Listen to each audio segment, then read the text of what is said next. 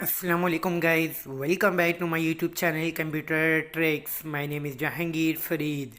So let's start now. तो guys आज की इस वीडियो में मैं आपको बताने जा रहा हूँ कि प्रोग्रामिंग सी प्लस प्लस का जो ट्यूटोरियल है, जो इसके जो कोर्स है वो मैं अपने यूट्यूब चैनल पर अपलोड करने जा रहा हूँ। और आज इसका मैं फर्स्ट कोर्स है जो मैं अपने यूट्यूब चैनल पर अपलोड कर रहा हूँ। और अगर आप इसका प्रॉपर कोर्स अगर आप इसका देखना चाहते हैं और सीखना चाहते हैं और इसकी प्रॉपर वीडियोस आप देखना चाहते हैं कि C plus plus programming language क्या होती है, तो इसकी रिमेनिंग वीडियो अगर आप देखना चाहते हैं तो मेरे यूट्यूब चैनल पे को सब्सक्राइब कर दें और साथ ही लगे बेल आइकन को प्रेस कर दें, ताकि मैं जो भी नए से नई लेक्चर की वीडियो अपलोड करूँगा वो आपको सबसे पहले पहुँच सके। और बेसिकली मैं आपको अब इसके बारे में मैं बताऊंगा कि programming C plus plus language होती क्या है। ये भी सी प्लस प्लस एक प्रोग्रामिंग लैंग्वेज होती है जो कि हम किसी भी कोडिंग को करने के लिए हम यूज़ करते हैं, सॉफ्टवेयर के लिए यूज़ करते हैं, एंड्रॉइड ऐप के लिए यूज़ करते हैं, डेस्कटॉप के लिए हो, जिसके के लिए भी हो हम उसके लिए programming C plus plus programming language हम यूज़ करते हैं। यानी कि जो भी हम लैंग्वेज यूज़ करेंगे, जो भी लैंग्वेज अगर हम सीखेंगे उससे पहले हमें सी प्लस प्लस लैंग्वेज हमें आनी चाहिए। इसके बारे में हमें पता होना चाहिए। क्योंकि ये इसलिए कि ये एक बेसिक चीज़ है, बेसिक है। ये जो किसी प्रोग्रामिंग को समझने के लिए ना, तो सी प्लस प्लस जो है ना ये एक बेसिक है, इसके बारे में हमें पता होना बहुत ज़रूरी है। तो इसलिए मैं आपको सबसे पहले प्रोग्रामिंग सी प्लस प्लस के बारे में कुछ स्टेप बताऊंगा जो आपको पता होने चाहिए, इसके बारे में आपको समझ होनी चाहिए, ठीक है। पहला है programming language, type of code, language processor, synchronous structure. ये आपके पास 4 टाइप्स हैं, इनके बारे में आपको पता होना चाहिए कि ये 4 टाइप्स क्या होती हैं हमारे प्रोग्रामिंग लैंग्वेज की। तो प्रोग्रामिंग लैंग्वेज, हम पहले प्रोग्रामिंग लैंग्वेज पे जाते हैं। प्रोग्रामिंग लैंग्वेज जो लैंग्वेज होती है इसके बारे में बताऊँगा। इसकी 2 टाइप्स होती हैं। एक टाइप्स होती है लो लेवल लैंग्वेज होती है, जो दूसरी होती है वो हाई लेवल लैंग्वेज होती है, ठीक है। इसके बारे में तो आपको भी पता होगा कि लो लेवल लैंग्वेज और हाई लेवल लैंग्वेज 2 टाइप्स होती हैं, ठीक है, प्रोग्रामिंग लैंग्वेज की। जो लो लेवल लैंग्वेज होती है वो सिर्फ कंप्यूटर समझ सकता है, हम नहीं समझ सकते। वो आम बंदे की समझ से बहुत ज़्यादा दूर होते हैं, ठीक है। लो लेवल लैंग्वेज वो लैंग्वेज होती है, ठीक है। लो लेवल लैंग्वेज कंप्यूटर कौन सी लैंग्वेज समझ सकता है? आपको तो पता होगा कि 0 और 1 की लैंग्वेज समझता है कंप्यूटर। तो वो 0 और 1 की लैंग्वेज हम नहीं समझ सकते, कोई भी बंदा नहीं समझ सकता, चाहे जितना मर्जी इंटेलिजेंट बंदा हो ना, तो वो लो लेवल लैंग्वेज नहीं समझ सकता बिल्कुल भी। लो लेवल लैंग्वेज वो लैंग्वेज होती है जो कंप्यूटर समझता है। और जो एक साथ हाई लेवल लैंग्वेज होती है, हाई लेवल लैंग्वेज वो लैंग्वेज होती है जो हम इंग्लिश में हम कोडिंग करते हैं, इंग्लिश में हम लिखते हैं, वो हाई लेवल लैंग्वेज होती है, ठीक है। हाई लेवल लैंग्वेज हम समझ सकते हैं मगर वो कंप्यूटर नहीं समझ सकता। हाई लेवल लैंग्वेज कंप्यूटर नहीं समझ सकता, जो लो लेवल लैंग्वेज है वो हम नहीं समझ सकते, वो कंप्यूटर समझ सकता है, ठीक है। तो इसका मतलब ये हुआ कि लो लेवल लैंग्वेज कंप्यूटर की लैंग्वेज होगी, हाई लेवल लैंग्वेज हमारी लैंग्वेज होगी, ठीक है। अब जो वो क्या करता है, हाई लेवल लैंग्वेज को लो लेवल लैंग्वेज में कन्वर्ट करने के लिए कंपाइलर का यूज़ करता है, ठीक है। कंप्यूटर क्या करता है, हाई लेवल लैंग्वेज को लो लेवल लैंग्वेज में करने के लिए कंपाइलर्स का यूज़ होता है। अभी में कंपाइलर्स यूज़ होते हैं, डिफरेंट किस्म के कंपाइलर्स होते हैं, वो यूज़ होते हैं बीच में, ठीक है। तो अभी आपको पता चल गया होगा कि प्रोग्रामिंग लैंग्वेज क्या होता है। इसकी 2 टाइप्स होती हैं और इसको एक लो लेवल लैंग्वेज होती है और एक हाई लेवल लैंग्वेज होती है, उसको कन्वर्ट करने के लिए कंपाइलर यूज़ होता है, ठीक है। अब अगला नेक्स्ट स्टेप हो गया टाइप्स ऑफ कोड। इसकी 2 तरह की टाइप्स होती हैं, एक होता है सोर्स कोड और दूसरा होता है ऑब्जेक्ट कोड। सोर्स कोड वो कोड होता है जो कि हम हाई लेवल लैंग्वेज में जो हम लिखते हैं कोड, उसको कहते हैं सोर्स कोड होता है, ठीक है। और जो लो लेवल लैंग्वेज में जो लिखा जाता है उसको कहते हैं ऑब्जेक्ट कोड। तो एक बात मैं यहाँ क्लियर करता चलूँ कि लो लेवल लैंग्वेज कभी भी लिखा नहीं जाता, ठीक है। वो सिर्फ जस्ट हमें आंसर देता है, प्रोवाइड करता है बस।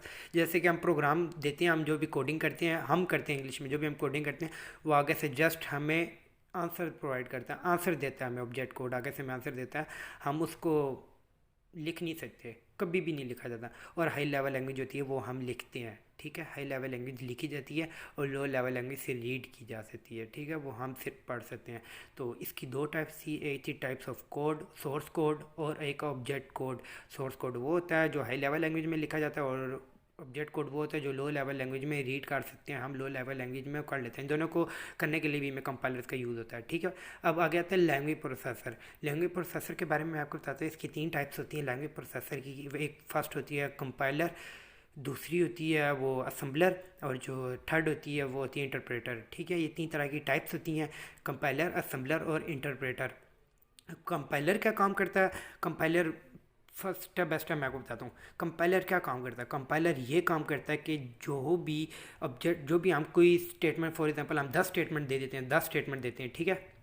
10 स्टेटमेंट को सबको रीड करेगा 10 स्टेटमेंट को रीड करेगा, उसके बाद जाके हमें एरर जनरेट करेगा, ठीक है। उसके बाद जाके हमें एरर बताता है कि इसके अंदर ये एरर है। कंपाइलर का ये काम होता है कि उसके अंदर ये एरर आ रहा है, ठीक है। कंपाइलर का ये काम होता है। उसके बाद आता है असम्बलर। असम्बलर को भी हम नहीं रीड करते, हम पहले इंटरप्रेटर को करते हैं, फिर असम्बलर को करेंगे। इंटरप्रेटर ये काम करता है कि convert one statement of program at a time, यानी कि एक स्टेटमेंट बाय स्टेटमेंट वो काम करता है। अगर आपकी फर्स्ट स्टेटमेंट में एरर है तो वो कहेगा यहाँ से एरर आप टाइम, फिर नेक्स्ट स्टेटमेंट पे जाएंगे, फिर नेक्स्ट स्टेटमेंट पे जाएगा, फिर उसके बाद कहेगा एरर टाइम, फिर अगली स्टेटमेंट पे जाएंगे। यानी स्टेटमेंट बाय स्टेटमेंट काम करता है। और जबकि कंपाइलर क्या काम करता है, सारी स्टेटमेंट को पहले रीड कर लेता है, उसके बाद जाके एरर प्रोवाइड करता है कि आपका ये एरर आ रहा है। और इंटरप्रेटर क्या करता है, स्टेटमेंट बाय स्टेटमेंट आपको बता रहा होता है कि ये होता है, ठीक है। उसके बाद आता है असम्बलर। असम्बलर का क्या काम होता है, असम्बलर का मैं आपको बताता हूँ। असम्बलर ये काम करता है कि किसी भी असेंबली लैंग्वेज को मशीन लैंग्वेज में कन्वर्ट करता है, उसका ये काम होता है बस। उसके अलावा किसी लैंग्वेज को नहीं कन्वर्ट करता, सिर्फ असेंबली लैंग्वेज होती है वो उसको मशीन लैंग्वेज में कन्वर्ट करता है। असेंबली लैंग्वेज एक हमारी लैंग्वेज होती है, उसमें हम असेंबली लैंग्वेज में अगर हम लिखते हैं तो उसे मशीन लैंग्वेज में कन्वर्ट कर देता है।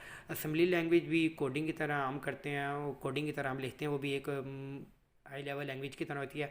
और इसको कन्वर्ट करने के लिए असम्बलर यूज़ होता है, ठीक है। अब जो उसके बाद जो थर्ड आती है सीक्वेंशियल स्ट्रक्चर। सीक्वेंशियल स्ट्रक्चर के बारे में मैं आपको बताता हूँ सीक्वेंशियल स्ट्रक्चर क्या होता है, ठीक है। Program execute in same order in which they are specified in program, यानी कि आपको हेडिंग से पता चल गया होगा सीक्वेंशियल स्ट्रक्चर क्या होता है। सीक्वेंशियल स्ट्रक्चर ये होता है जो सीक्वेंस बाय काम करता है, सीक्वेंस बाय काम करता है, ठीक है।